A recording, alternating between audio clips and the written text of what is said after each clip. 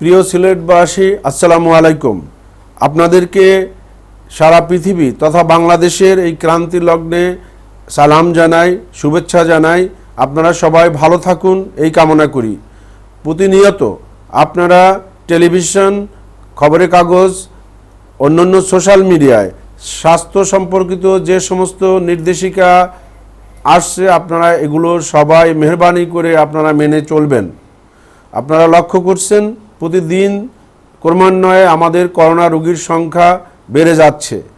এই মহা দুর্যোগ থেকে বাঁচার জন্য আমাদের এই সামাজিক দূরত্ব বজায় রাখা, যার যার ঘরে থাকা এবং স্বাস্থ্য নির্দেশিকা মেনে চলা অত্যাবশ্যকীয়। আমি আপনাদেরকে সবিনয় অনুরোধ করব, আপনাদের কেউ আক্রান্ত হলে আপনারা লুকাবেন না, সঠিক ঠিকানায় সঠিক নামে আপনারা আমাদের কাছে আসুন, অথবা আমাদের যে হটলাইনগুলো আপনাদের দেয়া আছে সেই নাম্বারে আপনারা ফোন করে আমাদের চিকিৎসার সহায়তা গ্রহণ করুন। এছাড়া আপনাদের সকলের জ্ঞাতার্থে জানাচ্ছি, আমাদের ওসমানী মেডিকেল কলেজ হাসপাতালে আউটডোরে একটি আলাদা ফিভার কর্নার করা হয়েছে। আপনাদের জ্বর হলেই যে করোনা হয়েছে এমন কিন্তু নয়। জ্বর, সেই সাথে কাশি, শুকনো কাশি থাকবে, গলায় ব্যথা থাকবে, জ্বরটা সারবে না, এবং সেই সাথে আপনার ডায়রিয়া, গায়ে ব্যথা, অন্য অন্য উপসর্গ থাকতে পারে এবং শ্বাসকষ্ট থাকবে। এগুলি সব যদি থাকে, প্যারাসিটামলও আপনার কমছে না, তখনই আপনার সন্দেহ হবে যে করোনা হতে পারে। আপনি সাথে সাথে আমাদের শহীদ শামসুদ্দিন হাসপাতালে আসেন। ওখানে আমাদের সার্বক্ষণিক ডক্টর আছেন কর্তব্যরত। আপনাদের পরীক্ষা নিরীক্ষা করবেন, প্রয়োজনে ভর্তি করবেন, এবং আপনাদের পরীক্ষা মানে নাক থেকে আমরা স্যাম্পল নেই, গলা থেকে নিয়ে অতি অল্প সময়ে আমরা এখানে অত্যাধুনিক ল্যাবরেটরি স্থাপন করেছি, RT-PCR মেশিন, সেটার মাধ্যমে পরীক্ষা করে কনফার্ম হতে পারবো যে আপনার করোনা হয়েছে কিনা। আপনি নিশ্চিত থাকেন, এবং করোনা হলেই যে আপনার মৃত্যু অনিবার্য তা কিন্তু নয়।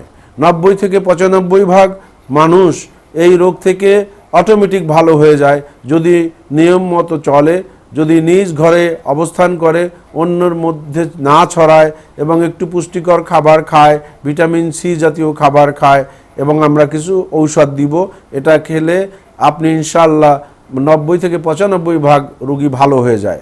5% রোগী হয়তো খারাপের দিকে যায়, নিউমোনিয়া হয়, তাদের ফুসফুস খারাপ হয়ে যায়, তাদেরকে ভেন্টিলেশনে নেওয়া লাগতে পারে, ICU সাপোর্ট লাগতে পারে, সেখান থেকেও অধিকাংশ রোগী বা অনেক রোগী ভালো হয়ে যায়।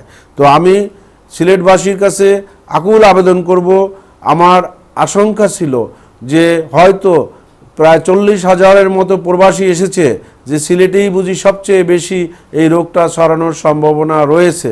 সেইভাবে আমি আমার যে মানব সম্পদ, আমার যে চিকিৎসা সরঞ্জামাদি, যে চিকিৎসা স্থাপনা ইত্যাদি আছে, এবং সরকারি বেসরকারি যে সহায়তা পাচ্ছি বা সরবরাহ আসছে, তা দিয়ে আমরা এই পর্যায়ে পর্যাপ্ত প্রস্তুতি গ্রহণ করেছি আপনাদেরকে সুস্থ রাখার জন্য, আপনাদের পাশে চিকিৎসা সেবা অব্যাহত রাখার জন্য।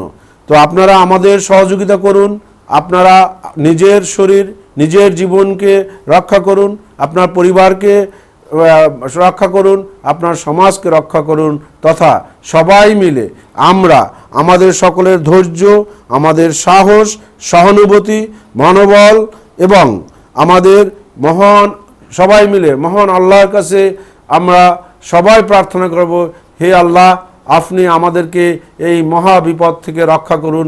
আপনার যার হাত কবুল হয় তার হাতের উছিলায়, তার মোনাজাতের উছিলায় এই পুণ্যভূমি সিলেটের তথা এই বাংলাদেশের সকল মানুষকে আপনি হেফাজত করুন, এই মহা বিপদ থেকে আমাদের রক্ষা করুন। আমিন।